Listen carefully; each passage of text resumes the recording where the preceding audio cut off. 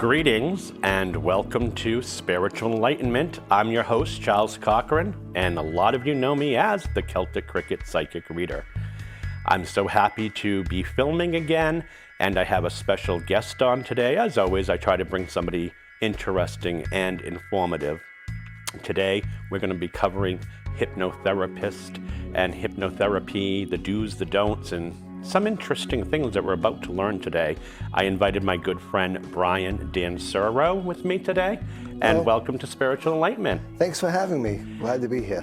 Well, I'm glad you decided to come on. I wanted to discuss what your credentials are, what the services that you do, because a lot of us, we only see hypnotherapy on a TV show or from a friend of a friend. A lot of people have not experienced it firsthand. I have many, many years ago, but I haven't recently. And I do know some people use it for entertainment, some people use it for healing, and some people use it for fixing issues from their past. Truth. So I wanted to ask you, feel free to talk as long as you want. What are your credentials? What do you do? And how will it benefit us? Definitely. Well, I've been credentialed as a clinical hypnotherapist since 1996. My training initially was through the American Academy of Hypnotherapy.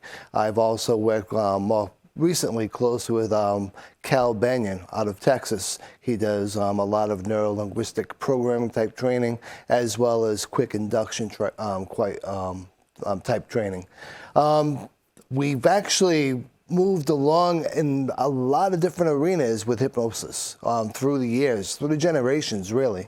But one can say the beginning of hypnosis started with psychology, which it did, and it went through a lot of pain management and a lot of emotional pain management. As times progressed, one of the big things that moved forward with it was, believe it or not, advertisement. When you look at billboards on the side of the highway, when you look at TV programming and commercials, that's all basic forms of hypnosis. It's actually getting someone's subconscious attention span, grasping onto it briefly, implanting some suggestions, if you will, and then moving back and allowing the subconscious to take those suggestions and anchor them to that person. So we're bombarded with it every day. Always. That's why most hypnotherapists, when someone says, I can't be hypnotized, we respect what they're saying, but the reality of it is you hypnotize probably dozens of times per day. I've heard many people say they could never be hypnotized. They don't believe in it. Exactly. And, these are the people that I think have gone to a nightclub where they had the entertainment aspect of it, where somebody does hypnotherapy to get the audience to do something funny or silly, and they don't believe they would fall for that. Exactly. And it almost falls into the same category as when we talk about a lot of other spiritual aspects of things, it's free will. So if someone's in a nightclub and I'm at a party, and people hired me to come to the party to do what's called stage hypnosis or fun hypnosis, everyone there is there because they want to be hypnotized for the fun aspect of it. Maybe they want to see aliens walking around. Maybe they want to walk around clucking like a chicken. But they're all volunteers, and again, it's all part of their free will. So to hypnotize them is quite easy, and to get them to utilize those suggestions is even easier. I would imagine some people are apprehensive because they would think, are all my secrets going to come out? Because everyone has skeletons in the closet. Exactly. And they might not want to talk about them in a public forum. Exactly. So let's say someone did have a personal issue or something they just didn't want the general public to know, and they went to one of these entertainment therapy sessions. Would they volunteer that information? That's a great question to ask. And it falls into the same category of free will. So as much as I can't hypnotize someone to do something against their belief system, i.e. rob a bank or do anything inappropriate, I can't get anyone to reveal their inner secrets, because as powerful as hypnosis is with the subconscious, at any given point, unless you want to reveal that secret, it's not going to come out. If I do offer that suggestion to reveal your deepest, most innermost secret, you'll refuse to do it. You refuse to do that just as easily as you would say you're going to pick up that gun and go rob that package store. No, I'm not. That's not who I am. So that person won't reveal what they don't want to reveal. So I imagine this is kind of fun at a house party, or like you were telling me earlier, bridal showers? Bridal showers are one of the most biggest requests that I have, and they are a blast. You get a bunch of girls together and they're celebrating a soon-to-be wedding. Everyone's in a positive mood, the vibes are incredible, and they all want to have some fun with it, and they do some of the zaniest things with the stage hypnosis, and it's a blast for me as well as for them. Oh, that actually does sound like fun. And I'm sure at a bridal party, I'm sure there's a couple of glasses of wine being taken as well. Exactly. What are the criteria? What goes into studying, learning, and are you registered? How does this work? That's a great question to ask, because there are a lot of people that will watch a YouTube video and say, oh, well, I can hypnotize people.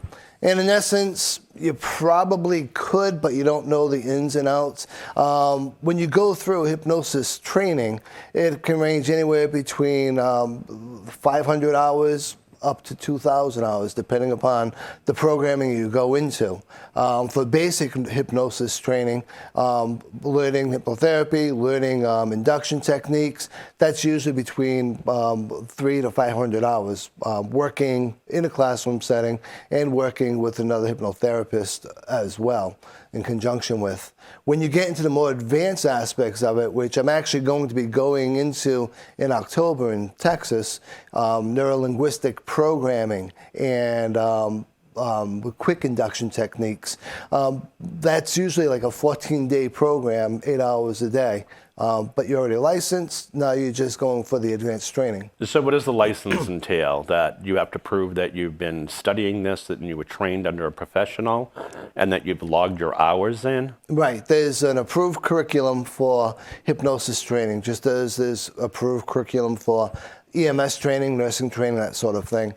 So the person that is actually the trainer or the instructor is licensed to teach hypnosis. They're licensed to utilize the curriculum that's been approved by the Hypnotherapy Guild. At that stage, when you successfully complete it, there's practical exams as well as a written exam. And at that point in time, you become certified. Now, there's a difference between certification and licensure, too, I always like to point out. All right, let's hear the difference. So, licensed would mean that you're actually a mental health worker, i.e. a psychiatrist or a psychologist. They're operating under that license to provide hypnotherapy. As a hypnotherapist without advanced medical degrees in psychology, it's a certification. Okay. And does the criteria change from state to state, or is this across the board? It's generally across the board throughout the United States as well as Hawaii. Interesting. The reason I wanted to ask is I've met so many people that have done past life regressions and deep meditations, and they claimed to be certified or licensed, and I found out otherwise they were not. And that's quite common, as I used that YouTube example earlier. YouTube's got a lot of benefits now with a lot of the things that they offer people. However, one of the downsides is a person listens to YouTube videos and I can hypnotize somebody. And I can go into past life regressions. Worse for me and worse for most hypnotherapists, though, is when they want to do past trauma regressions with a client. That should never happen unless you're a licensed psychologist, because one, you can implant false memories, and two, unless that person's capable of managing that trauma that they're about to recall, we don't have any business actually doing that. We can do more damage to that person than good. Yeah, that certainly is a serious situation. That's not for entertainment purposes. Exactly. I could see psychologically you could do some damage to somebody. Exactly right. So what got you interested in this? This is going to sound silly. No, that's why we're asking. We want to know. When I was in college, I was a smoker, and I was in college to be a paramedic, and obviously being a paramedic and being a smoker really aren't a good combination. So my last year, I decided I wanted to stop smoking cigarettes. And I was actually doing a long-distance EMS transfer, bringing one person from one hospital to a Boston hospital for a cardiac condition.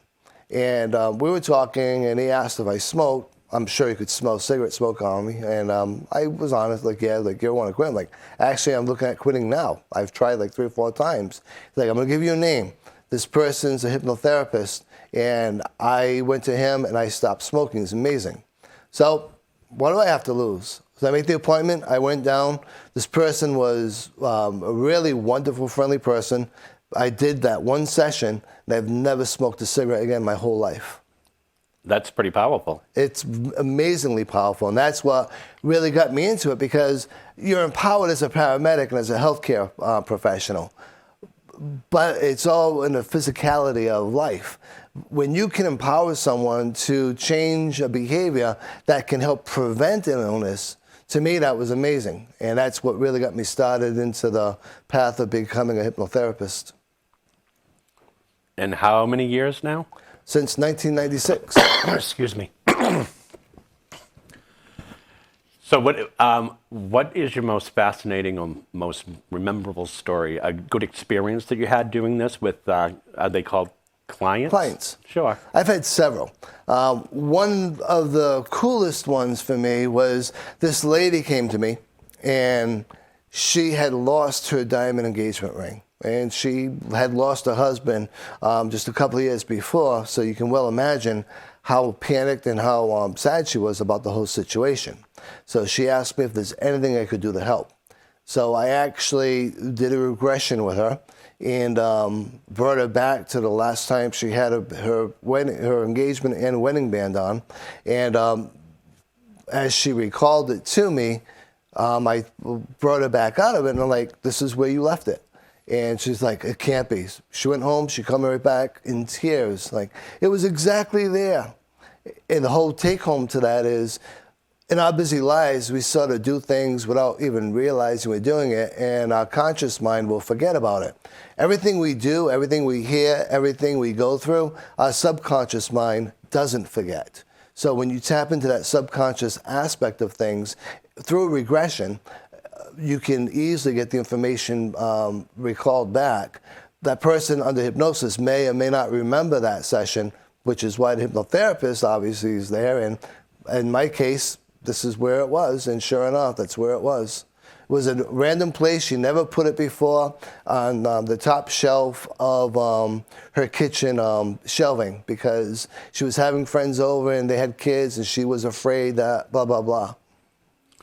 Well, have you ever had an experience that the session didn't go well, or the client didn't get anything out of it, or you had to stop the session because of some difficulties? Yes, there are situations where you do hypnosis where a person can have what's called an ab reaction or an abnormal reaction. So maybe you're doing hypnosis for one thing, but the subconscious will bring up a memory that doesn't feel so well for the person, and they get upset. In a situation like that, you can simply slap your hands and wake now, and they'll wake up, and you can calm them and talk them through it, and end the session. How large of a group can you do hypnosis with? I know I've seen these advertisements, quit smoking, and you go to a hotel and someone's going to be there, and there's like 500 people. It's amazing what you can do with hypnosis. If you want to really see how hypnosis works, and this isn't so much a dig, but it's sort of like an observation. You look at faith healers. You look at some of these guys on TV that wave their hand into the crowd, and the whole crowd just goes unconscious and goes backward. That is hypnosis. And they've gone there because they wanted to be healed. They're quite willing subjects, and so any wave of the hand will actually put them under, and they'll come out feeling well.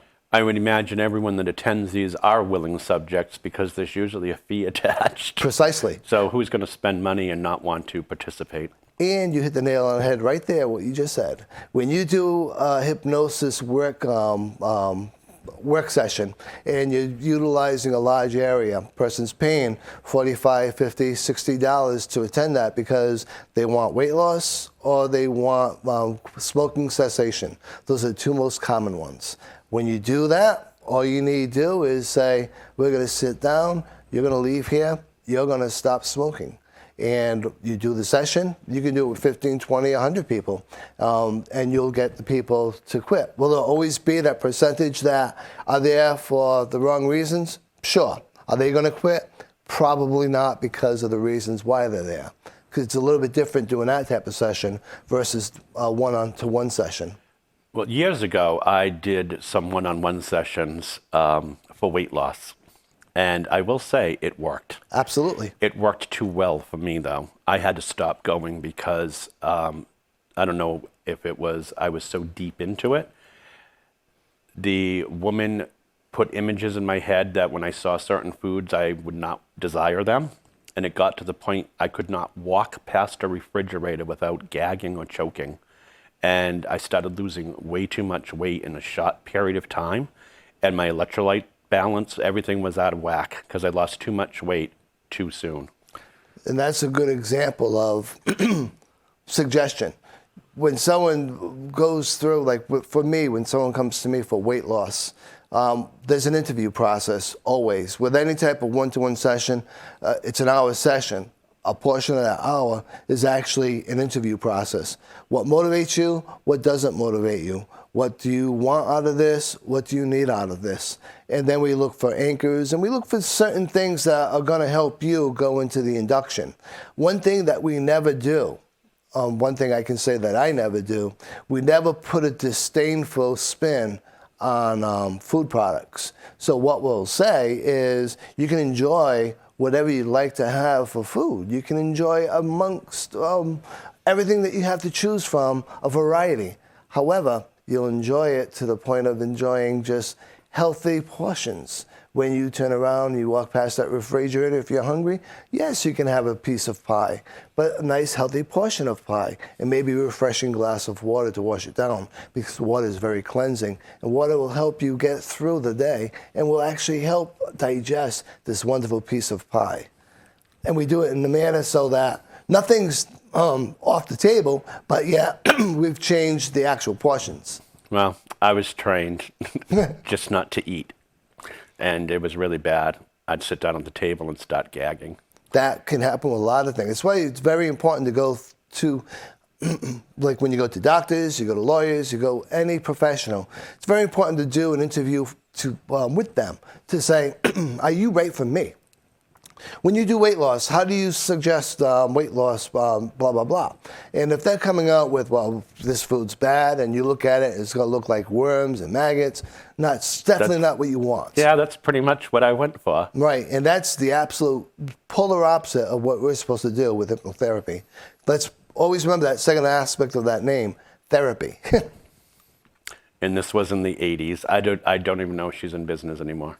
But she may have not even been certified. Because most first programming that we learn is everything's got a positive spin on it. If you wanted to quit smoking, we don't use the word quit, we usually use smoking cessation, because it makes a difference in our psyche. When I say to someone, you're going to quit smoking, the first thing a person thinks of when they hear the word quit is, I stopped doing something, I didn't finish, I didn't meet my goals. So we say cessation because it's just stopping smoking. You can choose to stop or start anything, anytime in your life. But with smoking cessation, we actually draw the benefit of health and wealth versus the detractor of pain and sorrow with continued smoking. And it makes a huge difference. Now, you said your sessions usually go about an hour. Yes. Do any of them go longer than that? Can you have a shorter one, or is that just standard ballpark figure an hour? It's generally an hour. If a person's a repeat person, they're coming back to me after, because sometimes with some people, they want 2 or 3 sessions for smoking, mostly for their own benefit. You can be completely over the habit of smoking in one session. It really works. However, Some people like the concept of training wheels. I want to have 3 sessions because I want to gradually get into this and be comfortable. So the first session would be an hour. The subsequent sessions would be 20 to 30 minutes.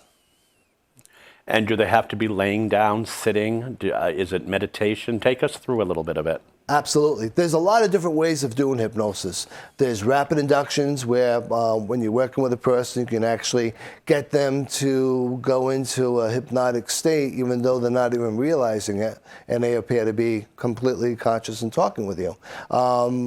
Charles Gibbons has done that. Tony Robbins does that. The biggest way of doing it is mirroring the person. When the subject's sitting and talking, you're just mirroring their actions, you're mirroring them, and then you become in sync with them. As you do that, they become more and more into their theta waves actually opening up for suggestions. When you look at a person, whether it's seated or standing or lying down, it's all about their comfort level. Some people don't want to lay down, they'd rather sit, and that's no problem. Can someone stand to be hypnotized? Stage hypnosis, absolutely. But most people want to be seated or laying down. I imagine you'd want to be very, very comfortable. Yes. I don't think I'd want to stand for an hour. No. When you stand, it's mostly for the induction. After you do the induction, they'll sit down, depending upon the scenario that you're in. Mostly standing is stage hypnosis. At the very beginning, after you've gotten the subjects, you sit them, and then you go into a deeper hypnosis. Very good. What are some of the ballpark costs? I mean, I'm sure different practitioners charge different rates, but what is a ballpark figure of what an hour should cost? That's a great question. For an hour, it's usually about $100. If you go to someone that's specializes in smoking cessation, or they do a lot of radio and TV shows, they'll probably charge anywhere between $100 and $150 per hour or per session. We like to call it per session, and the session's 1 hour, because you're not going to come to me for 9 hours for a smoking cessation or weight loss. It's going to be done inside of an hour. So we usually call it per session, and the sessions are around an hour. And again, what are some of the reasons we'll want to come see you? Because I know that with my spiritual group, you did a hypnosis session with us to meet our spirit guides. And I know it went over very well. They loved it very much. And you were nice enough to download it for us so we can tap into it anytime we want. So I was wondering who's coming to you for different sessions? Good question. And that's one of the things I do. Like, I love the spiritual aspect of hypnosis, spirit guides, doing spirit mentoring, and a lot of other aspects of that. People come to me for smoking cessation, weight loss are the 2 most common. Along with that, I've had parents bring their teenagers in to improve their grades and improve study habits. I've had lawyers come to me for self-confidence. I've had physicians come to me for stress relief. So there's a lot of different reasons people will come to me. And a lot of times it can be their own reason, so there's no actual category for it. However, one thing I do, I'm not sure that all hypnotherapists do, is when we start the session, the first thing I always say is, I'll be seated over here going through the session with you. I'm not going to be coming into physical contact with you. And I always record the session so that when the person leaves, they have that session where at night they're having trouble sleeping, put the headphones on, and they go in this wonderful state of deep relaxation. That sounds very good.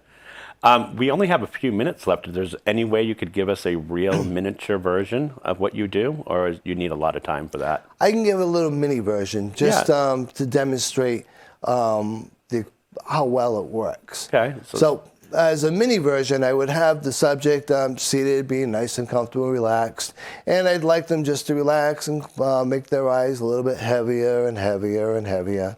As they get more and more comfortable, more and more relaxed, they'll find that their eyes are delightfully heavy and they want to close. And it's okay to close their eyes because it's just a nice situation of being comfort. As they close their eyes, I'd bring a white light onto their forehead, penetrating their head, moving down and relaxing the body, relaxing the head, the muscles, the neck and shoulders, as it moves further and further down into the trunk, into the legs, becoming delightfully heavy, more relaxed.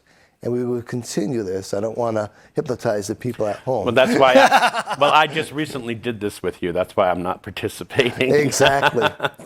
And there's ways of doing it. Like when I've got people that are easy for rapid induction, just go up to them, sleep now. And they're in a hypnotic state. And now I can actually work with them on what it is they want to work with. I'm going to talk just quickly about past life regressions. When somebody wants to go under, if you will, to see who or what they were in a past life, do you tell them what they were, or do you help them discover what they were? I help them discover what they were. Once they go into hypnosis, I'll just have them fanning through a calendar of years. And when the year resonates with them, they'll stop. And so my most recent was 1864, and very specific. When we got there, I had them recall what they see, what they experienced. Long story short, they were in battlefield, they were in Gettysburg, they were a soldier, you know, and so it's kind of interesting that that pops up as being my most recent. Now, this is very interesting because somebody that I did that with many years ago, the same story was very similar to me, and that I lost my right leg. Uh-huh. Isn't that very interesting? And I always have problems with my right leg. It's amazing. And people say, well, how come it's always a Civil War? We lost millions of Americans during the Civil War. So there's a lot of people that, when they regress, automatically go back to that era, because if you were alive in that era, one, it was very traumatic, but two, the sheer numbers indicate that you'd have a lot of people that would go into a past life from that era. Well, we're just about out of time. I want to thank you very much for coming on today. What is the name of your business? Evolving Vibes. And you can find me on Facebook, certainly any social media. And your name again is? Brian Dansereau. All right. Well, I want to thank you very much, Brian, for coming on today and talking about hypnotherapy. And hopefully the audience will enjoy it too. Thank you, Chuck. It was great to be here. Well, we are out of time. This is the Celtic Cricket reminding you to live out your dreams and celebrate your spirit. Goodbye.